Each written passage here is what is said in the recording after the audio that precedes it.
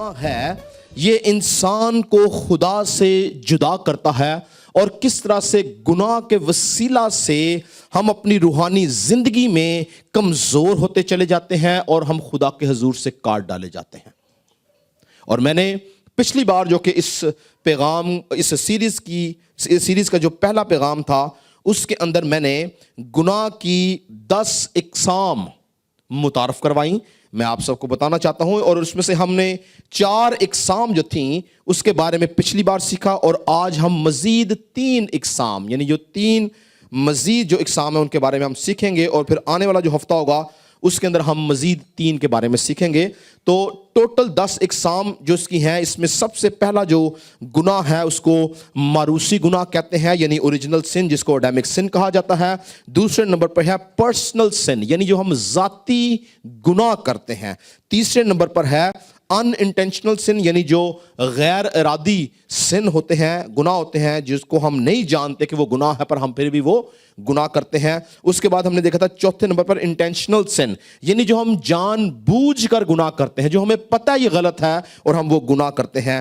5ویں number پر ہے collective اور corporate سن، یعنی جو ہم اجتماعی طور پر اور مشترکہ طور پر کرتے ہیں۔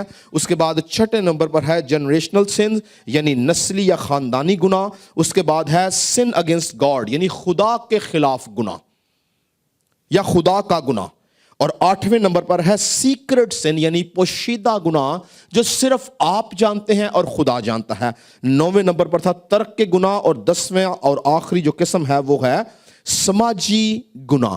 تو ہم نے پچھلی بار پہلے 4 اقسام کو ہم نے دیکھا تھا، آج ہم مزید 3 جو اس کی اقسام ہیں ان کو دیکھیں گے۔ اور سب سے پہلے آج ہم دیکھیں گے کہ کلیکٹیو سن یا اجتماعی یا مشترکہ سن کیا ہیں، بائبل مقدس اس کے بارے میں کیا کہتی ہے، اور کس طرح سے اس دنیا کے اندر جو لوگ ہیں وہ اجتماعی طور پر گناہ کرتے ہیں۔ تو یاد رکھیں کہ جو اجتماعی گناہ ہیں ان کو بائبل مقدس میں ہمیں بہت سارے ایسے گناہ نظر آتے ہیں جو اجتماعی طور پر یا مشترکہ طور پر کیے گئے، جس میں ایک بہت بڑی مثال ہمیں نظر آتی ہے پرانے عہد نامہ کے اندر۔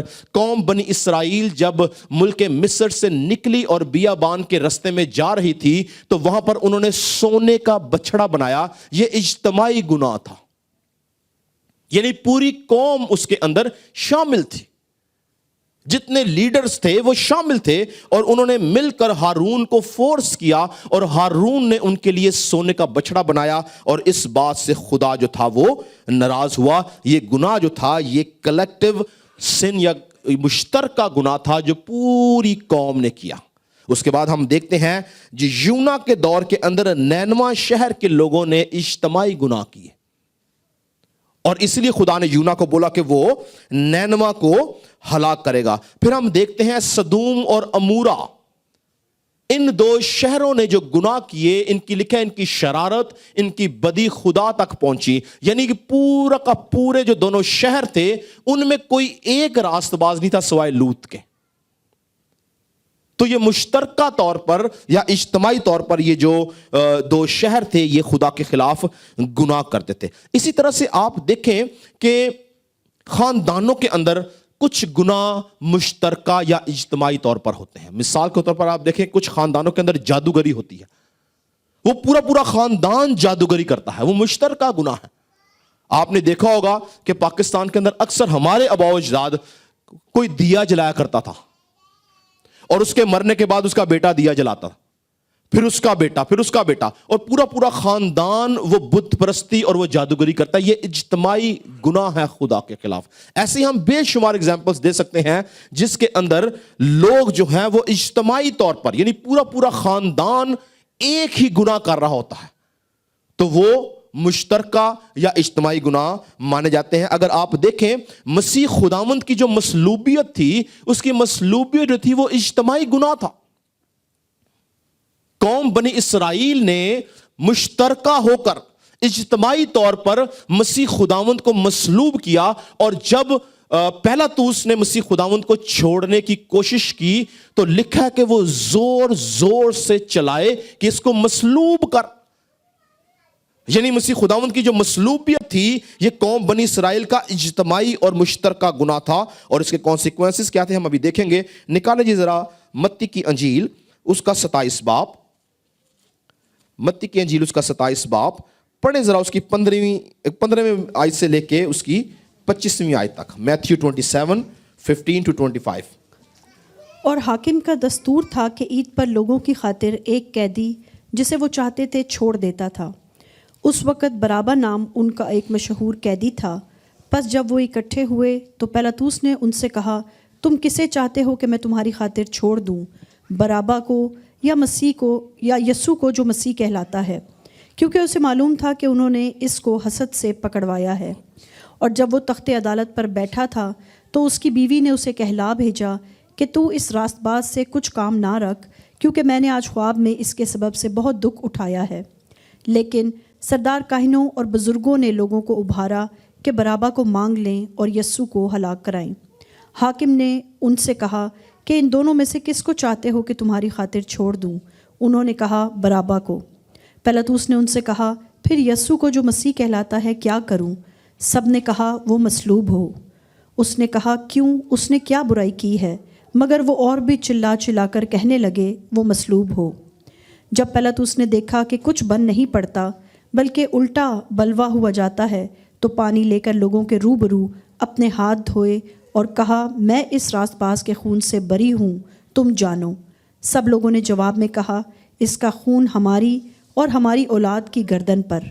اس پر اس نے برابا کو ان کی خاطر چھوڑ دیا اور یسوع کو کوڑے لگوا کر حوالہ کیا کہ مصلوب ہو. کیا لکھا ہے؟ بنی اسرائیل قوم نے کہا کہ اس کا خون ہماری اور ہماری اولاد کی, یعنی انہوں نے بلا وجہ اس قتل کی لعنت اپنے اوپر لے لی. اور آپ جانتے ہیں اس کے کانسیکوینسز کیا تھے, اس کے اثرات کیا تھے, کہ مسیح خداوند کے آسمان پر جانے کے بعد یہی رومی حکومت جو یہودیوں کے فیصلے کے اوپر مجبور ہوئی کہ یسوع کو مصلوب کریں, انہی رومیوں نے یہودیوں کو ڈھونڈ ڈھونڈ کر مارا, ہیکل کو مسمار کیا, یہودیوں کی وہاں پر رہنے کے لیے جگہ نہ رہی, یہودی پراگندہ ہوئے. اور پھر یہ جو لعنت تھی یہ اتنے سال چلی کہ سیکنڈ ورلڈ وار کے اندر اگر آپ ہسٹری کو جانتے ہو تو ہٹلر نے 6 ملین سے زیادہ یہودی مارے. اور آج بھی یہودی قوم کو ہمیشہ خطرہ رہتا ہے. کیوں؟ کیونکہ انہوں نے یہ بلا وجہ مشترکہ اور اجتماعی گناہ کے وسیلہ سے اپنے اوپر لعنت بلائی ہے. تو اسی لیے یہ جو گناہ ہوا, یہ یسوع مسیح نے تو مصلوب ہونا تھا, وہ اپنے کہے کے مطابق اس نے مصلوب ہونا تھا, مگر اس لعنت کا شکار کون ہوئی؟ بنی اسرائیل قوم. کچھ علماء اس کی تشریح اس طرح سے کرتے ہیں کہ چونکہ انہوں نے یہ لعنت اپنے اوپر بلائی, اس لیے خدا نے ان کی روحانی آنکھیں بند کی کہ وہ مسیح پر ایمان نہ لائیں. اسی لیے آج تک 2000 سال ہو گئے ہیں یہودی قوم یسوع مسیح پہ ایمان نہیں رکھتی, کیونکہ انہوں نے اجتماعی طور پر یہ ایک ایسا گناہ کیا اور یہ گناہ ان کی نسلیں آج تک بھگتتی ہوئی آ رہی ہیں. تو یاد رکھیں کہ جب اجتماعی طور پر یا مشترکہ طور پر گناہ ہوتے ہیں تو اس کی سزائیں بھی اجتماعی طور پر مشترکہ طور پر ملتی ہیں. سدوم اور عمورہ دونوں کو مشترکہ طور پر سزا ملی تھی. دونوں شہر جو تھے وہ بری طرح ہلاک کر دیے گئے تھے. بنی اسرائیل قوم کو مشترکہ طور پر سزا ملی, مگر جب آپ مشترکہ طور پر گناہوں کے اندر جب پڑے ہوں اور آپ توبہ کر لیں تو نینوا شہر کی طرح بچا لیے جاتے ہیں. ہیلیلویا. خدا پورے شہر کو, پورے ملک کو جو ہے وہ رہائی دیتا ہے جب توبہ کی جاتی ہے. نینوا شہر کے بھی جو گناہ تھے وہ مشترکہ گناہ تھے, کلیکٹیو سن تھے, مگر جب انہوں نے توبہ کی, اجتماعی طور پر توبہ کی, تو خدا نے اس توبہ کے وسیلہ سے پورے شہر کو بچا لیا. تو یاد رکھیں کہ اگر ہمارے خاندانوں میں آپ سمجھتے ہیں کہ ہم یہ گناہ خاندانی طور پر کر رہے ہیں, تو حل اس کا یہی ہے کہ ہم توبہ کریں اور یسوع مسیح کے خون میں اپنے آپ کو چھپائیں, تو خداوند جو ہے وہ بچانے کی قدرت رکھتا ہے. چھٹے نمبر پر ہم دیکھتے ہیں جنریشنل سینس, یعنی نسلی گناہ. یہ ایک بڑی خاص قسم ہے جو بڑی بری طرح خاندانوں کو برباد کرتی ہے. یعنی نسل در نسل گناہ جو ہیں یہ پورے خاندان برباد کر دیتی ہے. ایک حوالہ پڑھیں جی, خروج کی کتاب اس کا 20 باب, خروج کی کتاب اس کا 20 باب پڑھیں ذرا اس کی 5ویں آیت. ایکسڈس chapter 20 verse 5. تو ان کے آگے سجدہ نہ کرنا اور نہ ان کی عبادت کرنا، کیونکہ میں خداوند تیرا خدا غیور خدا ہوں، اور جو مجھ سے عداوت رکھتے ہیں ان کی اولاد کو تیسری اور چوتھی پشت تک باپ دادا کی بدکاری کی سزا دیتا ہوں۔ جو مجھ سے عداوت رکھتے ہیں ان کی اولاد کو تیسری اور چوتھی پشت تک کس کی سزا دیتا ہوں جی؟ یعنی یہ نسل در نسل سزا ہے۔ آپ جانتے ہیں سزا کیا ہے؟ کبھی سوچے سزا کیا خدا کیا دیتا ہے؟ یعنی خدا ہلاک نہیں کرتا، خدا مارتا نہیں ہے۔ شاید ہم یہ سوچتے ہیں کہ خدا مار دیتا ہے۔ سزا کیا ہے؟ یہ کیا سزا خداوند دیتا ہے؟ سزا یہ دیتا ہے کہ اگر کوئی شخص گناہ کرتا ہے، اگر کوئی شخص گناہ کرتا ہے اور وہ اپنے گناہ سے توبہ نہیں کرتا اپنے مرنے سے پہلے، میری بات کو دھیان سے سنیے گا، اس کو مس نہیں کرنا۔ اگر کوئی شخص گناہ کرتا ہے اور اپنے مرنے سے پہلے اس گناہ سے توبہ نہیں کرتا، تو وہ جو اس کا گناہ ہے وہ اس کے خون کے وسیلہ سے اس کی نسل میں ٹرانسفر ہوتا ہے، اور اس کی نسل بھی وہی گناہ کرتی ہے جو وہ کر رہا ہوتا ہے۔ اور اگر وہ جو اگلی نسل ہے وہ بھی توبہ نہ کرے تو وہ سزا کے طور پر اس سے اگلی نسل میں ٹرانسفر ہوتا ہے۔ کوئی شخص کتنا بھی بدکار کیوں نہ ہو، میری بات کو دھیان سے سنیے، کوئی شخص کتنا بھی بدکار کیوں نہ ہو، وہ کبھی نہیں چاہے گا کہ اس کا بیٹا بدکار ہو۔ ایسی ہے نا، باپ کبھی کبھی برے کام کرتا ہے لیکن بیٹے کو دیکھ کے مارے گا کہ یہ کام نہ کر۔ کیوں؟ کیونکہ اس کے بیٹے کا گناہ کرنا باپ کے لیے سزا ہے۔ پر اگر باپ اس بات سے توبہ نہ کرے، اگر باپ اس کام سے نہ مڑے، تو یاد رکھیں کہ یہ جو سزا کا ذکر ہے، یہ سزا یہی ہے کہ آنے والی نسلیں اور نسلیں اور نسلیں اسی گناہ کے وسیلہ سے دکھ اٹھاتی رہتی ہیں، مگر وہ اس کام کو روکتے نہیں۔ کیوں؟ کیونکہ وہ توبہ نہیں کرتے۔ لیکن جب کبھی کوئی توبہ کر لیتا ہے تو یاد رکھیں کہ وہ گناہ جو ہیں وہ روک دیے جاتے ہیں، خدا اس گناہ سے بچا لیتا ہے۔ اب جب ہم نسلی گناہوں کی بات کرتے ہیں تو نسلی گناہوں میں بہت سے گناہ ہیں، بہت زیادہ، یعنی کہ اتنے کہ شاید ہم اس کو ایکسپلین بھی کر سکتے، لیکن میں نے کچھ گناہ جو ہے جس کا بائبل میں ہمیں ایویڈنس ملتا ہے جو نسل در نسل ٹرانسفر ہوئے، میں نے ان کا کچھ آپ کے لیے کچھ اکاؤنٹس نکالے ہیں تاکہ آپ دیکھیں ان کے اندر کیا کیا گناہ ہے۔ سنیں، ان کے اندر جھوٹ اور غلط بیانی نسل در نسل جاتی ہے، زناکاری اور حرام کاری نسل در نسل جاتی ہے، غصہ اور تشدد اور قتل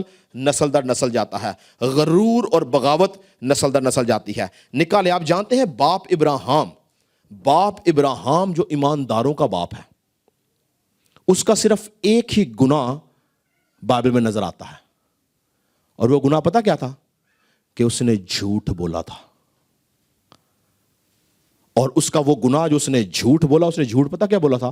اس نے اپنی بیوی کو اپنی بہن کہا تھا۔ اور آپ جانتے ہیں کہ اس نے وہ جھوٹ جو بولا، بائبل میں اس کی توبہ کہیں نہیں لکھی ہوئی کہ اس نے توبہ کی۔ اس کا وہی جھوٹ اس کی دوسری نسل اسحاق نے بولا، اسحاق نے بھی اپنی بیوی کو اپنی بہن کہا۔ پڑھیں ذرا، میرے ساتھ نکالیں پیدائش کی کتاب، اس کا 20 باب، پڑھیں ذرا اس کی دوسری آیت میں کیا لکھا ہے۔ یہ جب ابھی ملک نے ابراہیم کی بیوی کو لے لیا، اس وقت اس نے جھوٹ بولا۔ پڑھیں جی۔ اور ابراہیم نے اپنی بیوی سارہ کے حق میں کہا کہ وہ میری بہن ہے، اور جرار کے بادشاہ ابھی ملک نے سارہ کو بلوا لیا۔ جی بس آگے پڑھیں جی ذرا 26 باب کی پڑھیں ذرا 6 اور 7 آیت۔ پس اسحاق جرار میں رہنے لگا، اور وہاں کے باشندوں نے اس سے اس کی بیوی کی بابت پوچھا۔ اس نے کہا وہ میری بہن ہے، کیونکہ وہ اسے اپنی بیوی بتاتے ڈرا۔ ٹھیک ہے جی، تو جو گناہ ابراہیم نے کیا وہی گناہ اسحاق نے کیا۔ اس نے بھی اپنی بیوی کو اپنی بہن کہا، اسحاق نے بھی اپنی بیوی کو اپنی بہن کہا۔ اس کے بعد آپ دیکھیں تو یہ جھوٹ کی لعنت ختم نہیں ہوئی۔ اسحاق کے بیٹے یعقوب نے جھوٹ بول کر دھوکے سے اپنے باپ سے برکت لے لی، اور پھر یعقوب کی نسل سے بھی یہ جھوٹ ختم نہ ہوا۔ یعقوب کے جو 12 بیٹے تھے انہوں نے یوسف کے حق میں یعقوب سے جھوٹ بولا کہ وہ مر گئے جبکہ یوسف زندہ تھا۔ تو یہ گناہ جو ہے، جو بتانے کا مقصد ہے، یہ نسل در نسل ان کی زندگی میں چل رہا ہے۔ وہ ایک جھوٹ جو تھا جو ابراہیم نے بولا وہ پوری نسل میں چلتا آیا. تو سوچیں ابراہیم کا ایک جھوٹ ہماری زندگی میں ہمیں نظر آتا ہے. ہم سوچیں کبھی کبھی کتنے بڑے بڑے جھوٹ بولتے ہیں اور ہم سوچتے ہیں کہ بس شاید وہ ختم ہو گیا. یاد رکھیں ہمارے ایک ایک جھوٹ کا حساب لیا جائے گا. ایک ایک جھوٹ نسلی طور پر ٹرانسفر ہوگا اور وہ اگر ہم اس جھوٹ سے معافی نہیں مانگیں گے وہ چلتا رہے گا. ہمیں گناہ بڑا آسان لگتا ہے اور خاص طور پہ ہم پاکستانی کو جھوٹ بولنا بڑا آسان لگتا ہے. یہ کوئی بات نہیں. میں اپنی بات کروں, میں ایک ٹائم تک بہت جھوٹ بولا. اب خوف آتا ہے جھوٹ بولتے وقت کہ ہم کیا بولنے لگے ہیں. پھر بھی اگر کبھی غلطی سے کسی جگہ پہ جھوٹ بول دیا جائے تو روح القدس یاد کرتا ہے یہ تو نے غلط کیا, معافی مانگ اس کی. تو اس بات کو سمجھیں کہ ہمارے لیے جھوٹ بولنا ایک بڑی آسان بات نظر آتی ہے. آپ دیکھیں اس کے کانسیکوینسز کیا ہیں. اسحاق نے بولا, یعقوب نے بولا, یعقوب کے بیٹوں نے بولا اور بڑھتے بڑھتے بڑھتے بڑھتے پوری نسل میں وہ جھوٹ پھیل گیا. تو اس لیے یہ جھوٹ ہمیں لگتا ہے بڑی چھوٹی سی بات ہے, لیکن یہ چھوٹی بات نہیں ہے. یاد رکھیں یہ نسل در نسل ٹرانسفر ہوتا ہے. یہ جنریشنل کرس کا حصہ ہے یہ. اس لیے ہمیں اس کے اوپر غور کرنا ہے. دوسرے نمبر پر کس طرح سے کون سا اور گناہ ہے جو نسل در نسل ٹرانسفر ہوتا ہے, وہ ہے زناکاری اور حرام کاری. بعض اوقات جب کوئی شخص زناکاری یا حرام کاری کرتا ہے تو اس کو یہ لگتا ہے کہ مجھے کون دیکھ رہا ہے, مجھے کون دیکھ رہا ہے.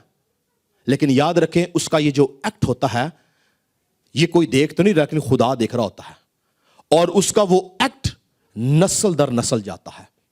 خدا کا زبردست سورما, زبردست خادم داؤد, میں پچھلے یہ جو گزرا جمعہ ہے میں اس کے اوپر بات کر رہا تھا داؤد کے اس گناہ کے اوپر جو اس نے بیت سبا سے یعنی ہتی اوریا کی بیوی سے اس نے جو زناکاری کی. اور وہ جب زناکاری کر رہا ہوگا اس کے وہم و گمان میں بھی نہیں ہوگا کہ اس کے کانسیکوینسز کیا ہوں گے کہ اس کا اپنا بیٹا اس کی بیٹی کے ساتھ یعنی بہن بھائی آپس میں زناکاری کریں گے. لیکن داؤد کے اس گناہ نے صرف یہ نہیں کیا. اگر آپ پڑھیں جب اس نے بیت سبا سے زناکاری کی تو اس کے اپنے بیٹے نے اس کی بیٹی سے زناکاری کی اور پھر اس کا پلوٹا بیٹا ابی سلوم نے اس کی داؤد کی بیویوں سے زناکاری کی. نکالیں ذرا پڑھ لیں اس کو. دوسرا سیموئل 11واں باب پڑھیں ذرا اس کی 4 آیت. اور داؤد نے لوگ بھیج کر اسے بلا لیا.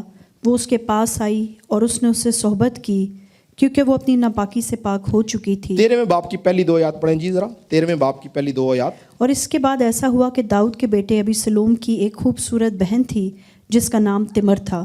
اس پر داؤد کا بیٹا امنون عاشق ہو گیا اور امنون ایسا کرنے لگا کہ وہ جی بس. تو یہاں پر آپ دیکھیں کہ داؤد کے اس گناہ کی سزا اس کی پوری نسل کو ملی. یہ چھوٹی بات نہیں ہے, یاد رکھیں یہ کلام سخت ہے. میری بہنیں بیٹیاں یہاں بیٹھی ہیں, میں کچھ چیزوں کی ڈیپتھ میں نہیں جا سکتا. یہ اتنا گھنونا گناہ ہے یا اتنا سخت گناہ ہے کہ یہ ہماری آنے والی نسلیں برباد کر دیتا ہے. ہم سوچ بھی نہیں سکتے ہیں کہ یہ کس طرح سے نسل در نسل ملٹی پلائی ہوتا ہے.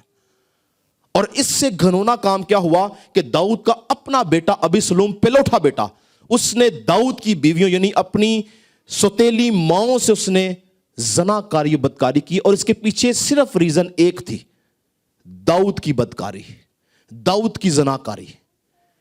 میں سوچتا ہوں یا میں سمجھتا ہوں اس بات کو کہ شاید اگر داؤد کو فیوچر دکھایا جاتا کہ تیرے ساتھ فیوچر میں یہ ہوگا تو شاید وہ اس کام سے رک جاتا. چونکہ ہم فیوچر کو نہیں جانتے, ہم کانسیکوینسز کو نہیں سوچتے, ہم اس کے نتائج پر غور نہیں کرتے, اس لیے ہم بڑی جلدی اور بڑی بےتابی سے گناہ کرتے رہتے ہیں. لیکن اگر آپ کو پتا چل جائے کہ آپ کے اس گناہ کی سزا آپ کی 3 اور 4 پشت کو ملے گی تو شاید خدا کا خوف اس کام سے آپ کو روک لے. میری بات سمجھ آ رہی ہے؟ تو یہ نسل در نسل یہ کام ٹرانسفر ہوتا ہے. ہمیں لگتا ہے کہ یہ کام اتنا بڑا نہیں ہے, لیکن یاد رکھیں کہ داؤد کی یہ نسل جو تھی یہاں پر اس میں خرابی پیدا ہوگی.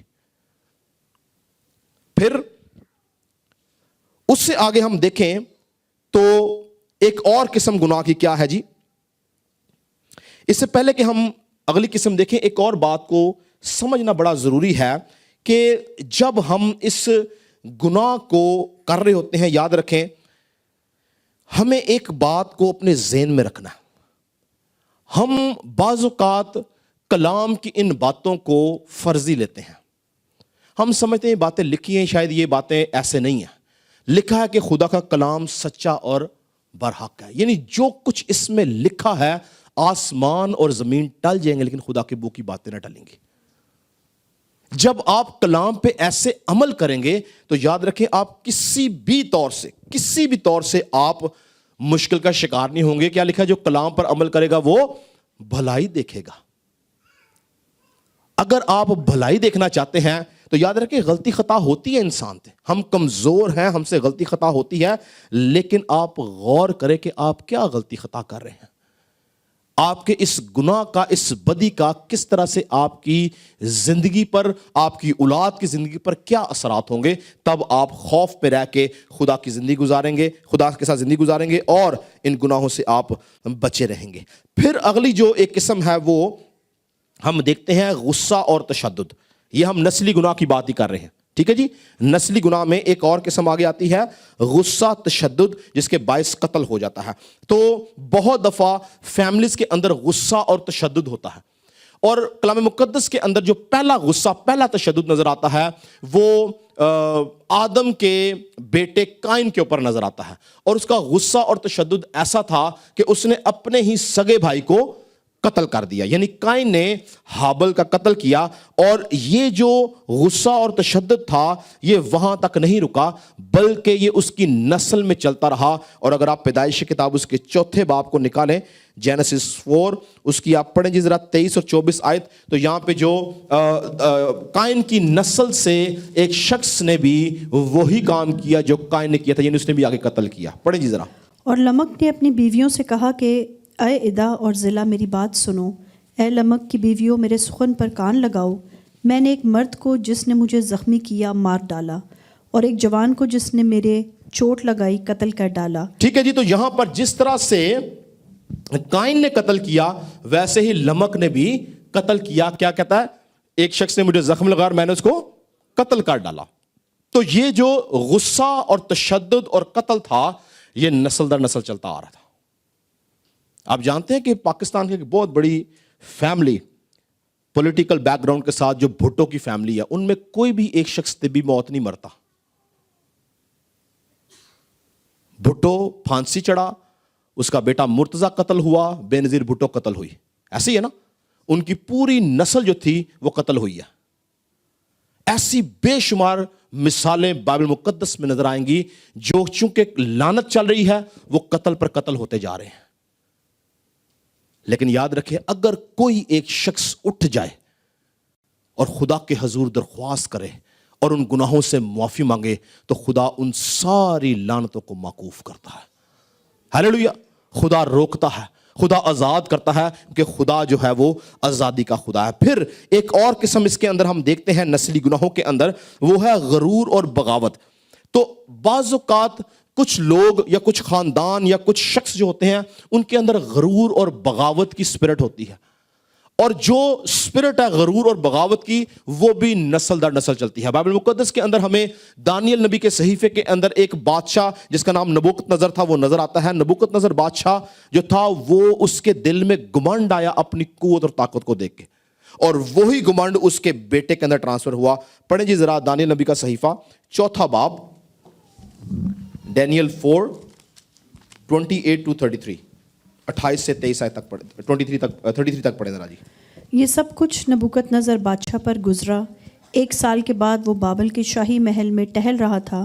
بادشاہ نے فرمایا، کیا یہ بابل اعظم نہیں جس کو میں نے اپنی توانائی کی قدرت سے تعمیر کیا ہے کہ دارالسلطنت اور میرے جاہ و جلال کا نمونہ ہو؟ بادشاہ یہ بات کہہ ہی رہا تھا کہ آسمان سے آواز آئی کہ اے نبوکت نظر بادشاہ، تیرے حق میں یہ فتویٰ ہے کہ سلطنت تجھ سے جاتی رہی، اور تجھے آدمیوں میں سے ہانک کر نکال دیں گے، اور تو میدان کے حیوانوں کے ساتھ رہے گا اور بیل کی طرح گھاس کھائے گا، اور 7 دور تجھ پر گزریں گے. تب تجھ کو معلوم ہوگا کہ حق تعالیٰ آدمیوں کی مملکت میں حکمرانی کرتا ہے اور اسے جس کو چاہتا ہے دیتا ہے.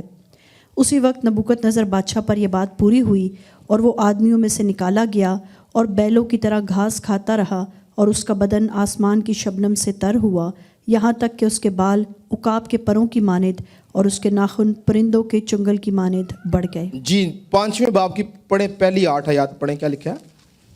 یہ اس کا بیٹا بیلشزر ہے۔ بیلشزر بادشاہ نے اپنے 1000 امراء کی بڑی دھوم دھام سے ضیافت کی اور ان کے سامنے مے نوشی کی۔ بیلشزر نے مے سے مسرور ہو کر حکم کیا کہ سونے اور چاندی کے ظروف جو نبوکت نظر اس کا باپ یروشلم کی ہیکل سے نکال لایا تھا لائیں، تاکہ بادشاہ اور اس کے امراء اور اس کی بیویاں اور حرمیں ان سے میخواری کریں۔ تب سونے کے ظروف کو جو ہیکل سے یعنی خدا کے گھر سے جو یروشلم میں ہے لے گئے تھے لائے، اور بادشاہ اور اس کے امراء اور اس کی بیویوں اور حرموں نے ان میں سے پیا۔ انہوں نے مے پی اور سونے اور چاندی اور پیتل اور لوہے اور لکڑی اور پتھر کے بتوں کی حمد کی۔ اسی وقت آدمی کے ہاتھ کی انگلیاں ظاہر ہوئیں، اور انہوں نے شمعدان کے مقابل بادشاہی محل کی دیوار کے گچھ پر لکھا، اور بادشاہ نے ہاتھ کا وہ حصہ جو لکھتا تھا دیکھا۔ تب بادشاہ کے چہرے کا رنگ اڑ گیا اور اس کے خیالات اس کو پریشان کرنے لگے، یہاں تک کہ اس کے کمر کے جوڑ ڈھیلے ہو گئے اور اس کے گھٹنے ایک دوسرے سے ٹکرانے لگے۔ 18ویں آیت سے پڑھیں جی آگے ذرا۔ اے بادشاہ، خدا تعالیٰ نے نبوکت نظر تیرے باپ کو سلطنت اور حشمت اور شوکت اور عزت بخشی، اور اس حشمت کے سبب سے جو اس نے اسے بخشی تمام لوگ اور امتیں اور اہل لغت اس کے حضور لرزاں و ترساں ہوئے۔ اس نے جس کو چاہا ہلاک کیا اور جس کو چاہا زندہ رکھا، جس کو چاہا سرفراز کیا اور جس کو چاہا ذلیل کیا۔ لیکن جب اس کی طبیعت میں گھمنڈ سمایا اور اس کا دل غرور سے سخت ہو گیا، تو وہ تخت سلطنت سے اتار دیا گیا اور اس کی حشمت جاتی رہی، اور وہ بنی آدم کے درمیان سے ہانک کر نکال دیا گیا، اور اس کا دل حیوانوں کا سا بنا اور گورخروں کے ساتھ رہنے لگا، اور اسے بیلوں کی طرح گھاس کھلاتے تھے، اور اس کا بدن آسمان کی شبنم سے تر ہوا، جب تک اس نے معلوم نہ کیا کہ خدا تعالیٰ انسان کی مملکت میں حکمرانی کرتا ہے اور جس کو چاہتا ہے اس پر قائم کرتا ہے۔ لیکن تو اے بیلشزر جو اس کا بیٹا ہے، باوجود تو اس سب سے واقف تھا، تو بھی تو نے اپنے دل سے غور کریں اس بات پر، ہم آگے پڑھیں گے۔ کیا لکھا ہے؟ تو ان سب باتوں سے واقف تھا۔ یہ غور طلبات ہے۔ بعض اوقات جب ہم کوئی گناہ کر رہے ہوتے ہیں، ہم جانتے ہیں یہ گناہ میرا باپ کرتا تھا، یہ گناہ میرا دادا کرتا تھا، یہ گناہ میرے بڑے کرتے تھے، اور اگر ہم اس گناہ سے نہیں مڑتے تو حال کیا ہوتا ہے؟ پڑھیں جی ذرا آگے۔ بلکہ آسمان کے خداوند کے حضور اپنے آپ کو بلند کیا اور اس کی ہیکل کے ظروف تیرے پاس لائے، اور تو نے اپنے امراء اور اپنی بیویوں اور حرموں کے ساتھ ان میں میخواری کی، اور تو نے چاندی اور سونے اور پیتل اور لوہے اور لکڑی اور پتھر کے بتوں کی حمد کی، جو نہ دیکھتے نہ سنتے نہ جانتے ہیں، اور اس خدا کی تمجید نہ کی جس کے ہاتھ میں تیرا دم ہے اور جس کے قابو میں تیری سب راہیں ہیں۔ پس اس کی طرف سے ہاتھ کا وہ حصہ بھیجا گیا اور یہ نوشتہ لکھا گیا، اور وہ نوشتہ یہ ہے، منے منے تکلیر و فرسین، اور اس کے معنی یہ ہیں، منے یعنی خدا نے تیری مملکت کا حساب کیا اور اسے تمام کر ڈالا، تکیل یعنی تو ترازو میں تولا گیا اور کم نکلا، فریس یعنی تیری مملکت منقسم ہوئی اور مادیوں اور فارسیوں کو دی گئی۔ تب بیلشزر نے حکم کیا اور دانییل کو ارغوانی خلعت پہنایا گیا اور زرین توق اس کے گلے میں ڈالا گیا، اور منادی کرائی گئی کہ وہ مملکت میں 3 درجے کا حاکم ہو۔ اسی رات کو بیلشزر کسدیوں کا بادشاہ قتل ہوا، اور دارا مادی نے 62 سال کی عمر میں اس کی سلطنت حاصل کی۔ جی بس تو یہاں پر یہ پورا حوالہ پڑھانے کا مقصد کیا ہے کہ نبوکت نظر نے گناہ کیا، اس کے ذہن میں، اس کی فطرت میں، اس کی نیت میں گمنڈ آیا، اور اس کو سزا کیا ملی کہ وہ آدمیوں میں سے ہانک کر نکال دیا گیا، اور پھر وہی گناہ وہ بدی جانتا تھا اس کا بیٹا بیلشزر، وہ واقف تھا اس بات سے، تو بھی اس نے خدا کا خوف نہ مانا، اور نتائج کیا نکلے، اثرات کیا ہوئے، کانسیکوینسز کیا تھیں کہ اسی رات اس کی سلطنت اس سے جاتی رہی، اور خدا نے اس کی مملکت اس سے چھینی اور اس کو اسی رات قتل کیا، کیونکہ وہ جانتا تھا کہ یہ میرے باپ نے گناہ کیا، اور اس نے اس سے ہاتھ نہ روکا بلکہ اس گناہ میں شامل ہوا اور ہلاک کر دیا گیا۔ تو عزیزو یاد رکھیں کہ اگر آپ جانتے ہیں کہ آپ کی زندگی میں موجود گناہ، آپ کی زندگی میں موجود بدی، آپ کی زندگی کے اندر موجود وہ تمام برے کام وہ آپ کے آباء و اجداد کی طرف سے ہیں، تو اگر آپ اس سے اپنا ہاتھ نہیں روکتے تو سزا آپ نے سنی ہے کیا ہے۔ پر بائبل مقدس کے اندر ہم دیکھتے ہیں کہ جن لوگوں نے اپنے خاندانوں کے لیے، اپنی قوموں کے لیے، اپنی نسلوں کے لیے انیشیٹو لیا، کھڑے ہو گئے، دعا کی، روزے رکھے، بندگی کی، آنسو بہائے، خدا نے ان کے ان اسیریوں کو، ان گناہوں کو معکوف کیا، خدا نے آزادی بخشی۔ مرد خدا دانیل کے اگر آپ پڑھیں، دانیل نبی کے صحیفے کے اندر ہم دیکھتے ہیں کہ دانیل ایک ایسا وقت ہے جب قوم بنی اسرائیل بری طرح اسیری کے اندر تھی، تو لکھا ہے کہ دانیل اپنی قوم کے لیے اٹھ کھڑا ہوا اور دانیل اپنی قوم کے لیے دعا کر رہا تھا، اور جب لکھا جب وہ دعا کر رہا تھا تو وہ فرشتہ تیز پروازی سے آیا اور اس نے آ کے دانیل کو چھو لیا۔ ہاللیلویہ!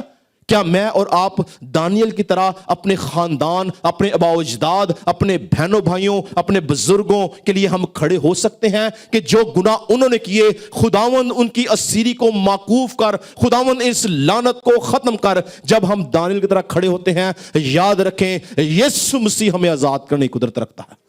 لکھا ہے جب تک بیٹا کسی کو آزاد نہ کرے کوئی آزاد نہیں ہو سکتا۔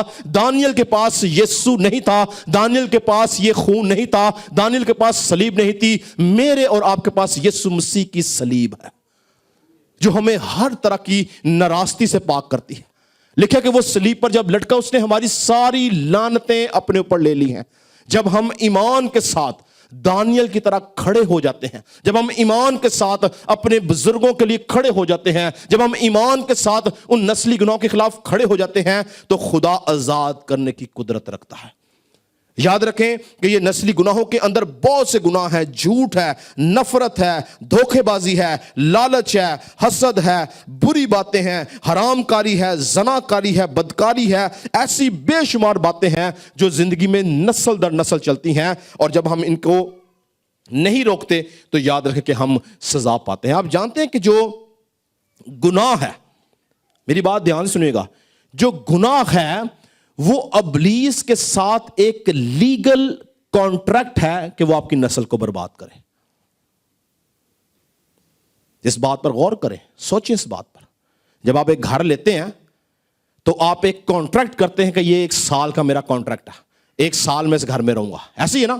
جب ہم کوئی بھی گناہ کرتے ہیں تو ہم ابلیس کو لیگل ایکسس دیتے ہیں اپنی زندگی اور اپنی اولاد کی زندگی میں، کہ وہ آئے اور ہمیں بھی اور ہماری اولاد کو بھی برباد کر سکے۔ تو یاد رکھیں، وہ اکثر پاکستان میں کچھ دکانوں پہ ایک بات لکھی ہوتی ہے، کیا لکھا ہوتا ہے؟ ادھار محبت کی۔ تو یاد رکھیں گناہ جو ہے وہ روحانیت کی کینچی ہے۔ گناہ کرتے رہنا آپ کی روحانی زندگی کو برباد کر دے گا۔ مسلسل گناہ آلودہ زندگی جو ہے وہ ہمارے روحانی انسان کو مردہ کر دیتی ہے۔ جب ہم مسلسل گناہ میں رہتے ہیں، تو میں نے آپ کو بتایا تھا پچھلی بار، ذاتی گناہوں میں ایک بات بتائی تھی کہ ذاتی گناہوں میں ابلیس ہمارے دل کو اور ذہن کو سخت کر دیتا ہے کہ یہ گناہ ہے۔ ہم اتنے یوزڈ ٹو ہو جاتے ہیں، ہم اتنے عادی ہو جاتے ہیں کہ ہمیں وہ گناہ لگتا نہیں، بلکہ وہ ہماری باڈی کی ریکوائرمنٹ بن جاتا ہے۔ ہم اس کے بغیر رہ ہی نہیں سکتے، ہمیں اس گناہ کو کرنا ہی ہے۔ کیوں؟ کیونکہ ابلیس ہمارے ذہن اور ہمارے دل کو سخت کر دیتا ہے کہ ہم اس گناہ سے باہر آ سکیں۔ مگر جب ہم اپنے گناہوں کا اقرار کرتے ہیں تو لکھا ہے کہ وہ ہمیں ہر طرح کی ناراستی سے پاک کرنے پر قادر ہے۔ ہاللیلویہ! یسوع مسیح جو ہے وہ ہمیں ہر طرح کی ناراستی سے پاک کرتا ہے۔ اس بات کو سمجھیں کہ ہمارا گناہ کرنا ایک ابلیس کے ساتھ ایک لیگل کانٹریکٹ کرنا ہے اپنی نسلوں کی ہلاکت کے لیے۔ پر اگر آج آپ چاہتے ہیں کہ ہماری نسلیں جو ہیں وہ ہلاک نہ ہوں ان گناہوں کے وسیلہ سے، تو آج ہمیں کنفیس کرنا ہے۔ اور سنیں، کنفیس کرنے کا مطلب پتہ کیا ہے؟ یاد رکھیں، کنفیس کرنے کا مطلب یہ ہے کہ جب آپ نے توبہ کی ہے تو ریپیٹڈلی وہ کام دوبارہ نہیں کرنا۔ جب آپ نے توبہ کی ہے تو پھر وہ کام نہیں دوبارہ کرنا، کیونکہ جب آپ توبہ کر کے، سنیں، آپ جانتے ہیں کہ بہت سارے لوگوں کی زندگیوں میں نسلی گناہ کیوں رہتے ہیں؟ اس کی ایک بڑی خاص وجہ ہے۔ میری بات دھیان سنیے گا۔ آپ سوچتے ہیں کہ یار میں تو گناہ کر کے توبہ کر لیتا ہوں، تو پھر میری نسل میں یہ کام کیوں ہے؟ اس کی ریزن پتہ کیا ہے؟ کیونکہ جب آپ گناہ کر کے توبہ کر لیتے ہیں، اس توبہ پر قائم نہیں رہتے۔ جب آپ توبہ پر قائم رہیں گے تب وہ ٹرانسفر نہیں ہوگا۔ لیکن جب آپ ریپیٹڈلی کام کریں گے، پھر توبہ، پھر گناہ، پھر توبہ، پھر توبہ، پھر گناہ، پھر وہ 100% آپ کی نسل میں ٹرانسفر ہوگا. پر جب آپ نے ایک بار توبہ کی، توبہ کرنے کے بعد اب آپ نے ارادہ کر لیا کہ اب میں نے یہ کام نہیں کرنا، وہاں پر خدا اس گناہ کو اس نسل سے کاٹ ڈالتا ہے. ہیلیلویا، ہیلیلویا، میری سمجھ آئی ہے؟ جب ہم نے توبہ کر لی ہے، اب ریپیٹ نہیں کرنا وہ گناہ. جب آپ ریپیٹ نہیں کریں گے تب وہ کاٹ دیا جائے گا. پر اگر ہم ریپیٹ کرتے رہیں گے، خدا ہمیں معاف کرے گا. توبہ کا مطلب ہی معافی، خدا معاف کرتا ہے. گناہ کریں گے، توبہ کریں گے، پھر گناہ کریں گے، پھر توبہ کریں گے، معافی ملتی رہے گی. لیکن کانسیکوینسز کیا ہیں؟ توبہ آپ تو معاف ہو گئے، آپ چلے گئے، لیکن وہ گناہ آپ کی نسل میں چلا گیا. تو جب ہم نے توبہ کر لی ہے، اب ہم نے اس کام کو ریپیٹ نہیں کرنا ہے. ٹھیک ہے جی، اوکے. ساتواں گناہ کیا ہے؟ ساتویں قسم کیا ہے؟ سن اگینسٹ گاڈ، یعنی خدا کے خلاف گناہ کرنا. تو یاد رکھیں کہ خدا کے خلاف جب ہم گناہ کی بات کرتے ہیں تو اس کے اندر ہمیں 2-3 قسم کے گناہ نظر آتے ہیں جو خدا کے خلاف ہیں. سب سے پہلے بڑا ایک اہم گناہ جو کہ بت پرستی ہے. بت پرستی ڈائریکٹ خدا کے خلاف گناہ ہے. بت پرستی کا مطلب پتہ کیا ہے؟ بت پرستی کا مطلب یہ ہے کہ آپ زندہ خدا کو چھوڑ کر آپ معبودوں کے آگے جھک کر خدا کی تذلیل کرتے ہیں کہ یہ میرا خدا ہے، تو میرا خدا نہیں. تو بت پرستی جو ہے وہ ڈائریکٹ خدا کے خلاف گناہ یعنی سن اگینسٹ گاڈ ہے. دوسرے نمبر پر جو زناکاری، جس کو بھی ہم نے پڑھا، یہ جو زناکاری ہے یہ بھی ڈائریکٹ جو ہے یہ خدا کے خلاف ہے. اس کی ریزن کیا ہے؟ سنیں، ہم حوالہ نہیں پڑھیں گے، ٹائم نہیں ہے. ریزن کیا ہے کہ جب ہم خدا پر ایمان لاتے ہیں تو بائبل مقدس کے مطابق ہم خدا کا مقدس بن جاتے ہیں. کیا بن جاتے ہیں جی؟ یعنی جہاں پر خدا کا روح رہتا ہے. اور جب ہم خدا کا مقدس بننے کے بعد اگر ہم دوبارہ سے زناکاری، بدکاری کریں تو اصل میں یہ گناہ ڈائریکٹ خدا کے خلاف ہے. تو پہلا گناہ کیا ہے جی؟ بت پرستی. دوسرا گناہ کیا ہے؟ زناکاری. اور تیسرا جو اہم گناہ ہے خدا کے خلاف وہ ہے روح القدس کے برخلاف بولنا. یعنی بہت سارے لوگ جو ہیں وہ پاک روح کو نہیں جانتے. بہت ساری ڈینومینیشنز جو ہیں وہ پاک روح سے واقف نہیں ہیں اور وہ پاک روح کے برخلاف بولتی ہیں. آپ کو پتہ ہے کچھ ڈینومینیشنز جو ہیں وہ پینٹیکوسٹل کو کہتے ہیں کہ ان کے اندر بدروئے ہیں اور وہ روح القدس کی مخالفت کرتے ہیں.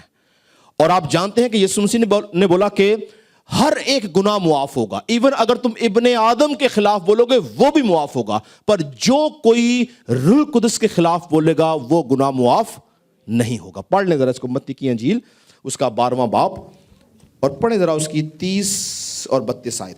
میتھیو 12:30-32. جو میرے ساتھ نہیں وہ میرے خلاف ہے، اور جو میرے ساتھ جمع نہیں کرتا وہ بکھیرتا ہے. اس لیے میں تم سے کہتا ہوں کہ آدمیوں کا ہر گناہ اور کفر تو معاف کیا جائے گا، مگر جو کفر روح کے حق میں ہو وہ معاف نہ کیا جائے گا. اور جو کوئی ابن آدم کے برخلاف کوئی بات کہے گا وہ تو اسے معاف کی جائے گی، مگر جو کوئی روح القدس کے برخلاف کوئی بات کہے گا وہ اسے معاف نہ کی جائے گی، نہ اس عالم میں نہ آنے والے میں. نہ اس عالم میں نہ. اب اس کا مطلب پتہ کیا ہے؟ کچھ گناہ ایسے ہوں گے جن کی اگلے عالم میں مخلصی مل جائے گی.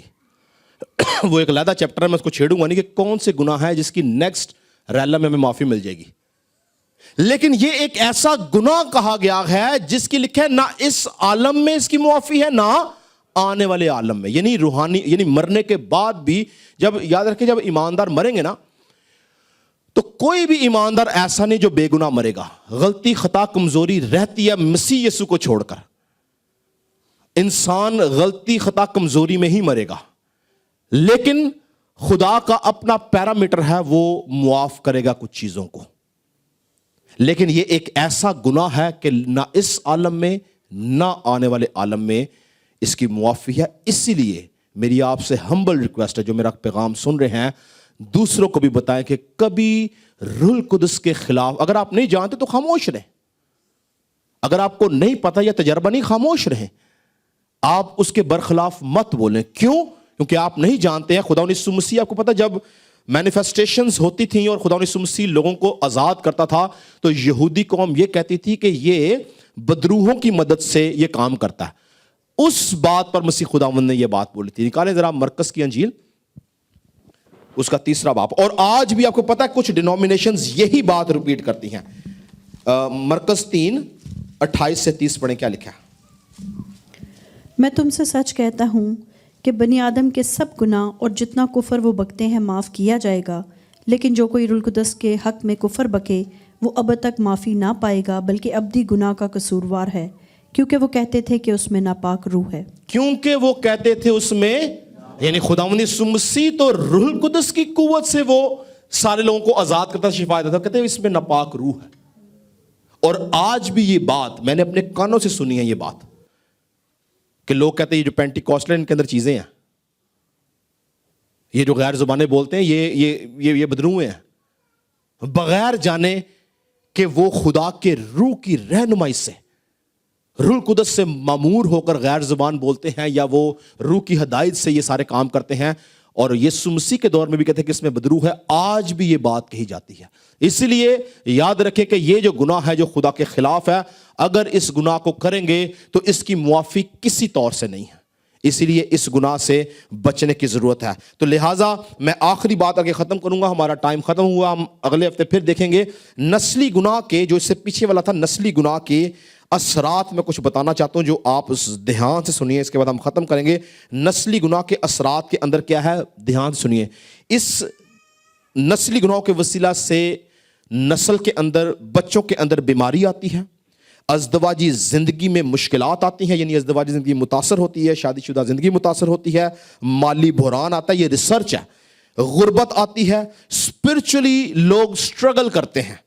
اس کے بعد بغاوت کی اسپرٹ کام کرتی ہے، بٹرنس، کڑواہٹ آتی ہے، بہت سے کاموں میں فیلئر آ جاتا ہے. یعنی بہت سارے کام ایسے جو نسلی گناہ میں چل رہے ہوتے ہیں، وہ جب کرتے ہوئے لوگ کسی کام میں کامیاب نہیں ہوتے، جس چیز میں ہاتھ ڈالیں گے فیلئر ہے. اس کے بعد ایک اور اہم کام کیا ہوتا ہے کہ ڈیمونک اٹیکس، یعنی ابلیسی قوتیں بچوں پر حملہ کرتی ہیں نسلی گناہوں کے وسیلہ سے.